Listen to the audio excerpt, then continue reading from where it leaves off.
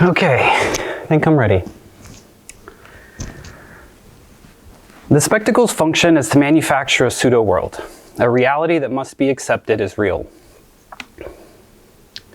Aesthetics of real. Reality isn't static. It's a construction that can be felt every time a finger swipes through a social media feed. It's a contract between people signed knowingly or not. Reality is a power dynamic, subliminal or overt, structuring human relationships, environments, and society. Aesthetics of real is my practice of navigating reality through artistic action and the use of real. While being in the world, like most humans, I am faced with a reality in flux. A reality that changes rules, faces, times, and assumptions based on fluid conditions. By provoking the real, my work reveals the raw materials of reality in a given time and place. The technologies, systems, and myths that frame our perceptions of the world. The real isn't what's presented, the presented is reality. The real is what's concealed beneath the performance. The real is the intention behind an action, the scaffold supporting a facade, the code enabling the algorithm. Through these provocations, reality splinters, revealing the forms that shape it. But my work doesn't just observe this material, it enacts and manipulates it, embodying the instability that lies beneath the surfaces and relationships we take for granted. Without this mode of critical action, we risk mistaking the performance of reality for the truth of real. We risk accepting the terms of reality designed to exploit or to limit. In a world mediated by screens, institutions, and concealed contracts and codes, aesthetics of real compels us to pause, gaze at the construction, and ask, is this for real? A pause, an error. Trust is challenged and the uncanny presses forward. Reality feels solid until it doesn't. It manifests itself on the streets, architectural facades, social media networks, fiat currencies, and political regimes. To be real in the streets is a much different performance than the realist architectural facade or the highest performing TikTok reel, or whether a government's election results were real or not. Yet, in order to sustain, these realities must persist through acts of being real or real enough. And it's in these aesthetics that I work. Place. Place is the first of all concepts. Place is where reality grounds, where it takes form, texture, and weight. It's where the abstract becomes concrete, where stories become foundation, and where power hardens into structure. For Keith Bazo, in his book Wisdom Sits in Places, place is more than a backdrop. It's a repository of wisdom, identity, and memory. To understand place is to understand the forces that shape it, the histories we inherit, the myths we live by, and the systems that constrain or liberate us. But in our modern and contemporary times, place isn't just geography. It is also the social frameworks of a techno-globalized capitalist reality.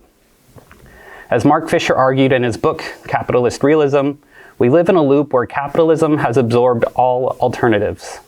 Our cities, institutions, and identities are designed in response, ourselves reified, our concepts commodified, and our homes packaged and traded. Place becomes a stage where product is performed and where stability is an illusion maintained by real estate, capital, law, and technology. To exist in our place is to navigate a reality that insists on being real enough to thrive. Nowhere is this clearer than in Dallas, my family's home for almost a century. Here, history is less preserved than it is performed, bought and sold in the name of development. In Dallas, wisdom rarely lies in preserving place, but in repurposing it for the highest bidder. In the essay I wrote my first semester of the program, Dallas, the Concrete Snake, I dig into the city of Dallas's nature and see that its founding in 1841 by a real estate lawyer, John Neely Bryan, was still in line with this mode of performance we see today. And at the heart of this city stands SMU, an institution wrapped in myth, projecting permanence and prestige through its neoclassical facades and copper dome. But behind these surfaces are contracts, constraints, and contradictions that reveal the real. Facades of Dallas Hall. What is a facade? A surface that speaks, and one stable enough to build belief around. Dallas Hall, the first and foremost at SMU, with its grand neoclassical columns and iconic copper dome, exudes myth, wisdom, stability, power, and endurance. It wears the mask of legacy, but in Dallas, where ambition relents like a 1974 Ford Ranger, and where culture comes in the highest gloss Benjamin Moore, and history just another commodity for sale to the highest real estate developer. Situated just a stone's throw from Highland Park, one of the wealthiest neighborhoods in the country, Dallas Hall, like the campus it's situated upon, is a monument to class exclusivity wrapped in public decorum. Like Dallas itself, a place of surface and spectacle, fashioned in proclaimed success and wealth, the building's exterior facade is illuminated and mapped with a real-time artificially intelligent system that interprets, provokes, and reveals a monumental nature of artifice.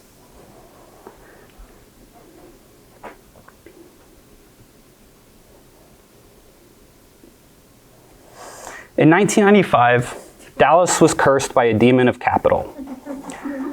Jerry Jones, seeking absolute control over America's team, severed ties with Jimmy Johnson, a coach whose skill had delivered back-to-back Super Bowl championships.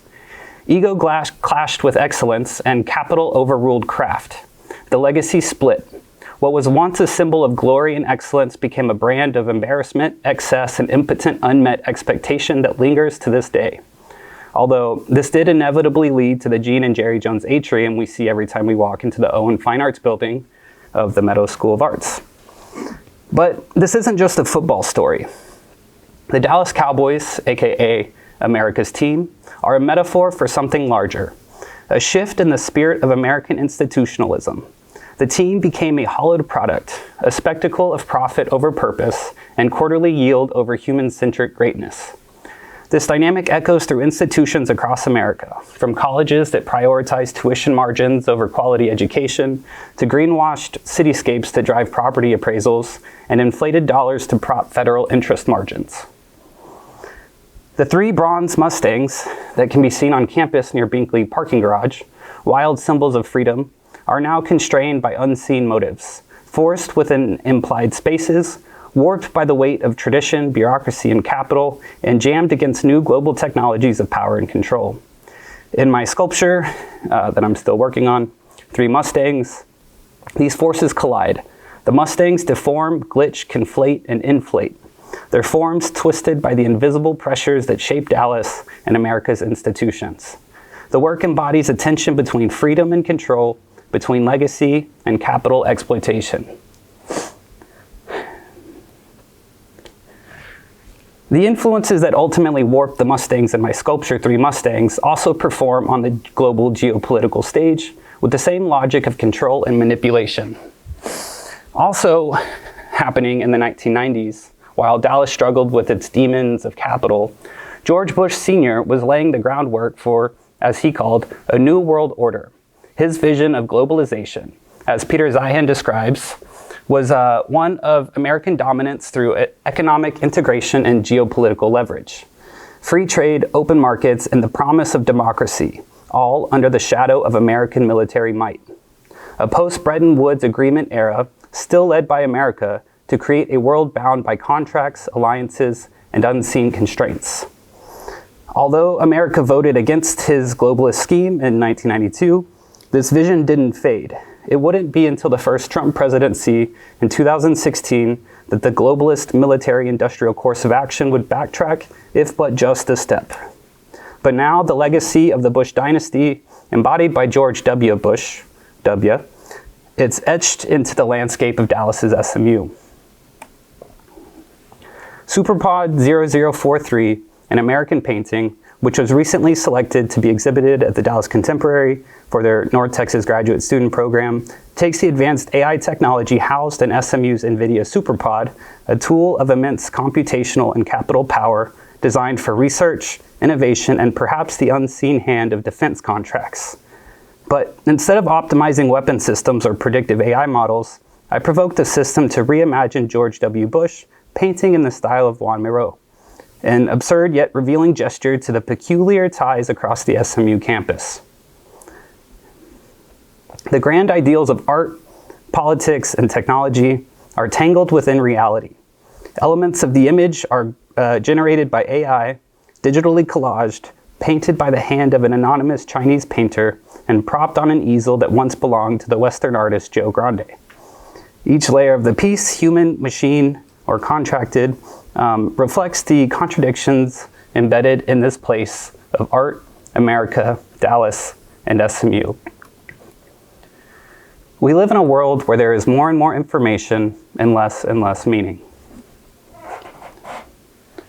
Signals. How are you thinking of not thinking? Non-thinking. Signals are everywhere, but to truly possess them requires a mode of non-thinking, an awareness that transcends intention, interpretation, and expectation.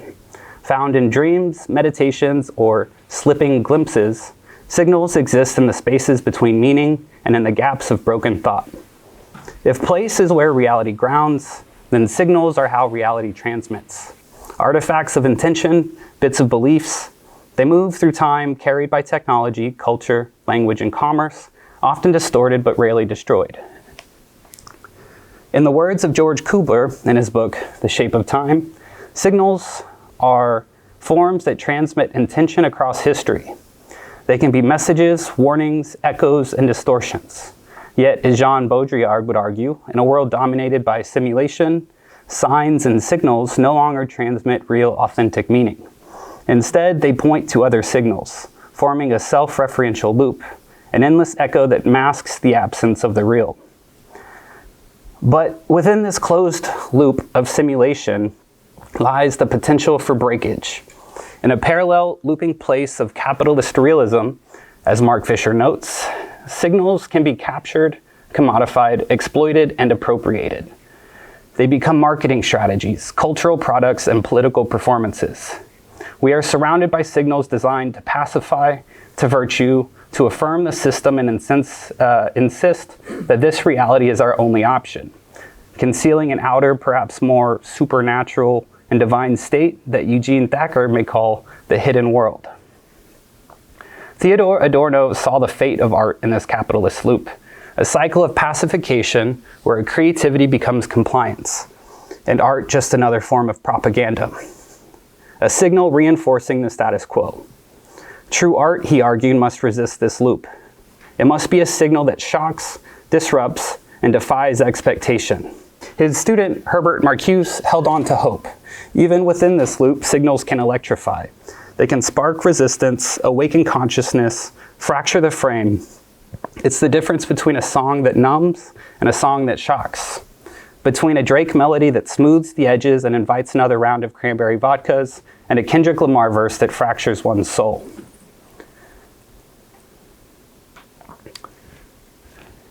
We see a battle of real playing out on many levels in today's pop zeitgeist, with one of the larger happenings being the rap feud between the pop star Drake and the rap artist Kendrick Lamar. The landslide victory of the feud has landed Kendrick the Super Bowl halftime show early next year, which the Cowboys will win this time. But the consequences of this culture war are still playing out as fans continue to argue about who is the realist. I make music that electrify him, you make music that pacify him. Kendrick Lamar, Euphoria.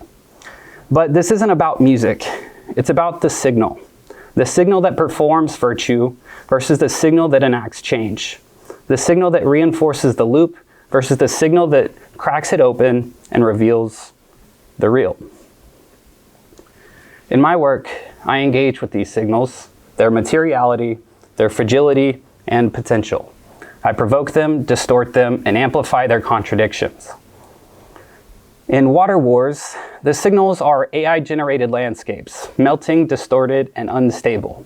They suggest a world indulging in its own collapse where beauty and decay are one. These images, framed in iridescent acrylic, add a layer of physical materiality to the conversation about our own plastic bodies. The AI-generated prints meet the gloss of the gallery wall and the gallery system, asking, what does it mean for art and AI to coexist?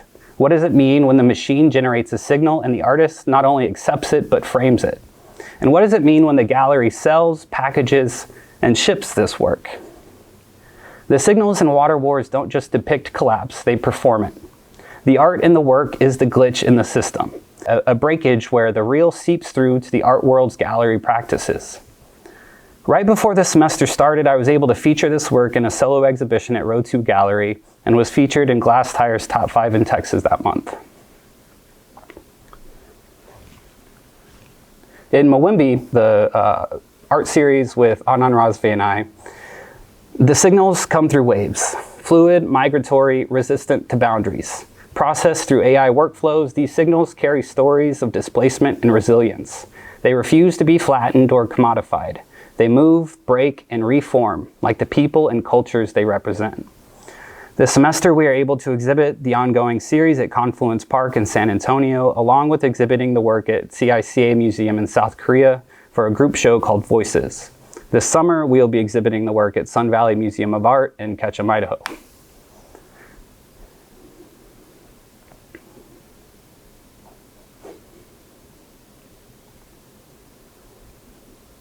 Through my studio, Jumbo, I manufacture and assist clients in harnessing signals, viral stunts, interactive experiences, and digital spectacles. These actions usually play within commercial frameworks while exposing and leveraging reality's edges. At the collision of art and technology, we are the hooded silhouettes waiting on the corner. Like a derailed train, we make things difficult to look away from. This semester, I've spent more time developing the studio, doing outreach, and taking projects. Recently, we completed an interactive light tree for the City of Mansfield's Winter Holiday Festival and have moved to the next round of an RFP process for Human Shelter, a large projection mapping project reimagining homelessness in Houston, Texas next year.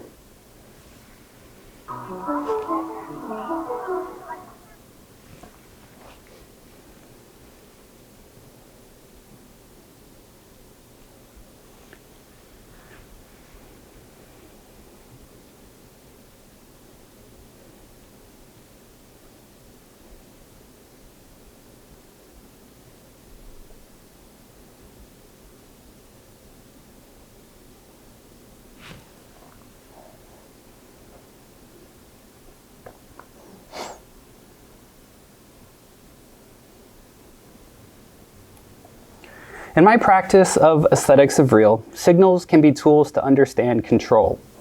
We live in a reality mediated by screens, networks, and hidden codes. The signals we receive shape what we believe, who we are, what we buy, and how we act. To recognize the signals is to recognize the systems of power that create them. The legacy of the Bush dynasty, etched into the landscape of SMU now, speaks to a world order built on signals of military industrial ambition.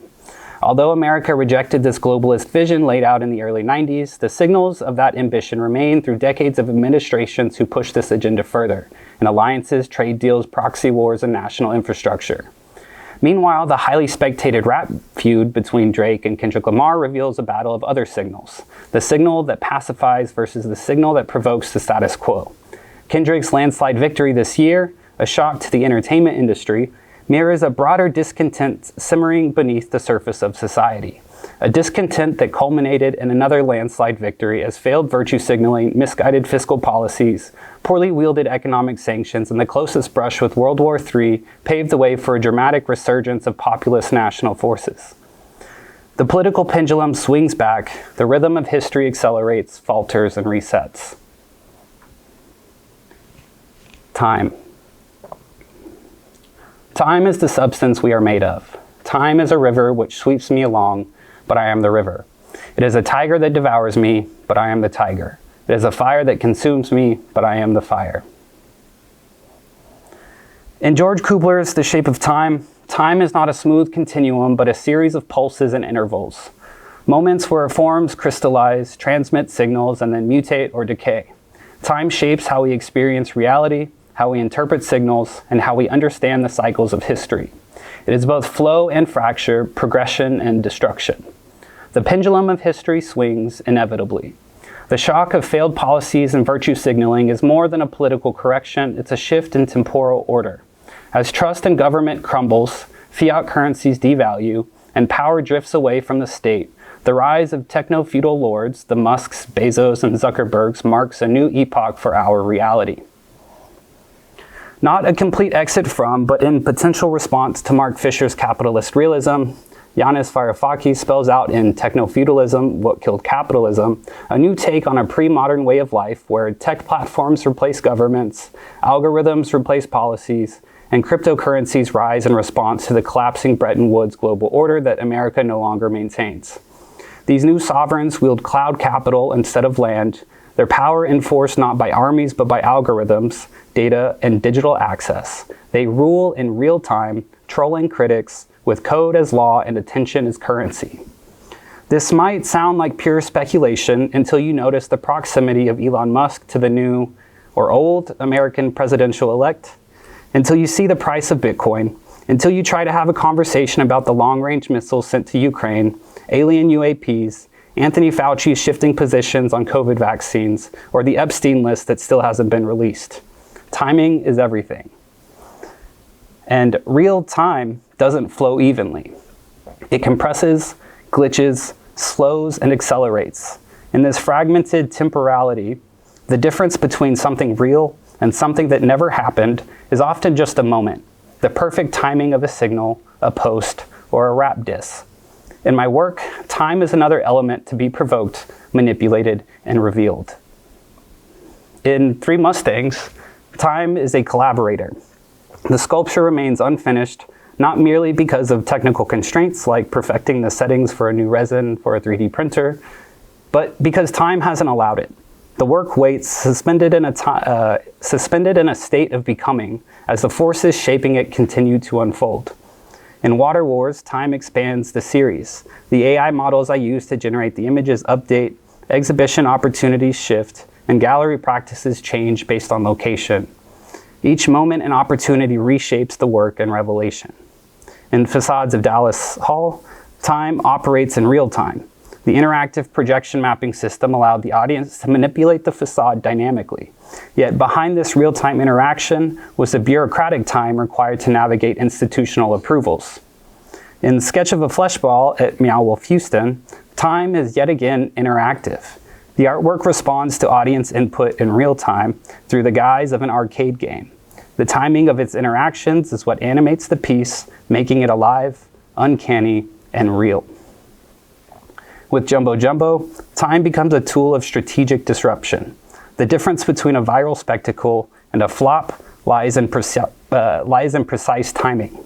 Our recent work for the movie Smile 2 leveraged real-time social media engagement to seed the algorithm at the perfect moment, turning a post into a cultural event.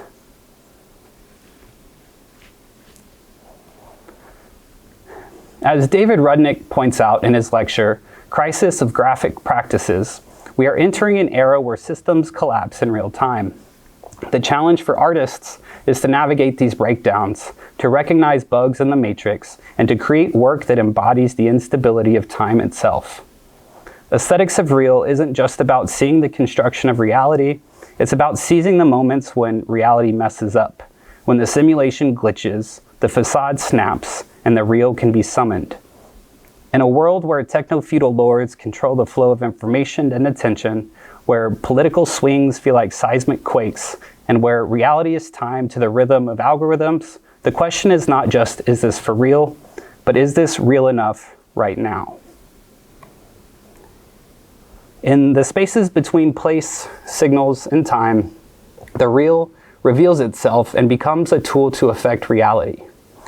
My work navigates these spaces, not to escape reality, but to confront it. Through artistic action, I provoke glitches, expose facades, and manipulate the flow of real time to uncover the instability beneath the surfaces and relationships we take for granted. In a reality where power is mediated by screens, algorithms, and techno-feudal lords, aesthetics of real are tools for survival. They ask us to pause, question reality, and seize moments of real. Thank you.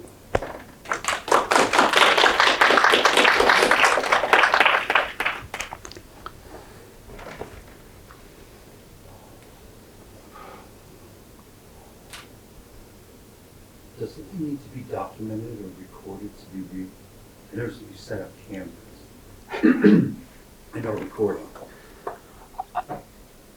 I think that in the nature of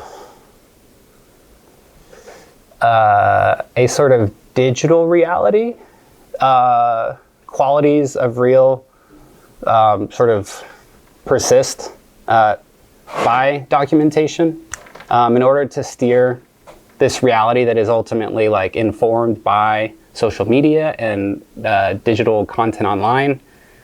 The more content you can produce that directs that reality to manifest, I think it while it doesn't, dictate real, it definitely helps steer it, or steer reality.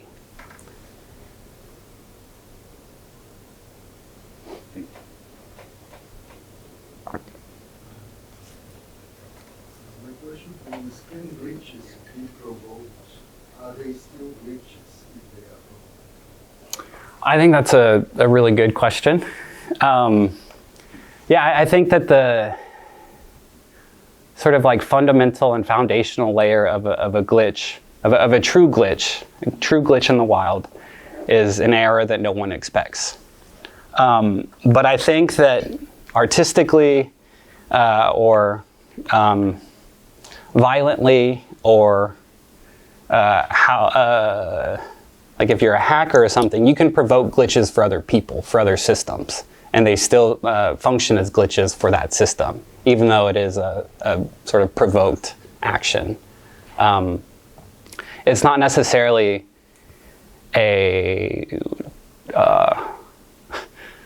like a natural glitch that just appears, but I think glitches can still be provoked. Does that make sense?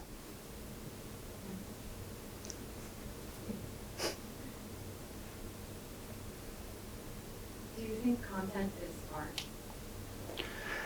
I think that content can be art. I don't think that all content is art. I think based on the context of the content and the way that the content performs, it can be art.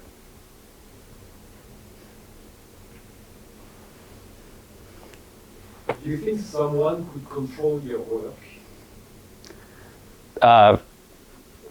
In what way? In the way that you are speaking about signal control, controlling everything, being an artist and having maybe some control, and developing all these thoughts about society, what's going on.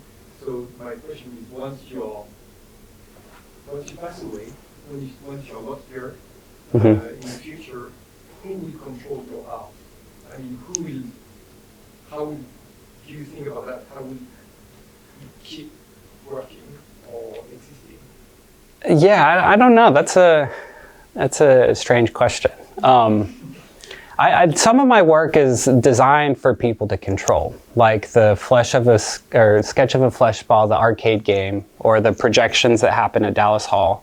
There's a control interface in which people are meant to control ultimately the experience, the work. Although I do set up parameters, it's sort of audiences are invited to make their own experience or make their own work within the work. As far as like the general body of art or body of whatever it is that I do after I pass away, maybe I'm already being controlled, and I'm possessed by signals that I don't have control over. I think all of our work could potentially be controlled by other forces after we die. I don't know. I think technically, for sure.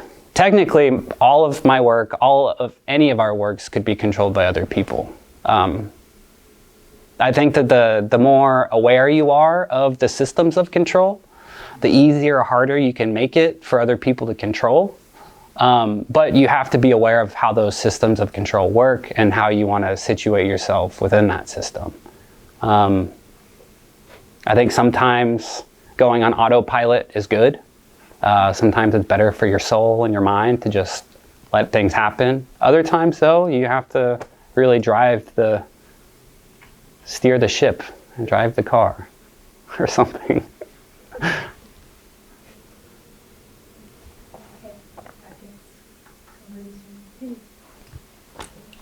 Thank you.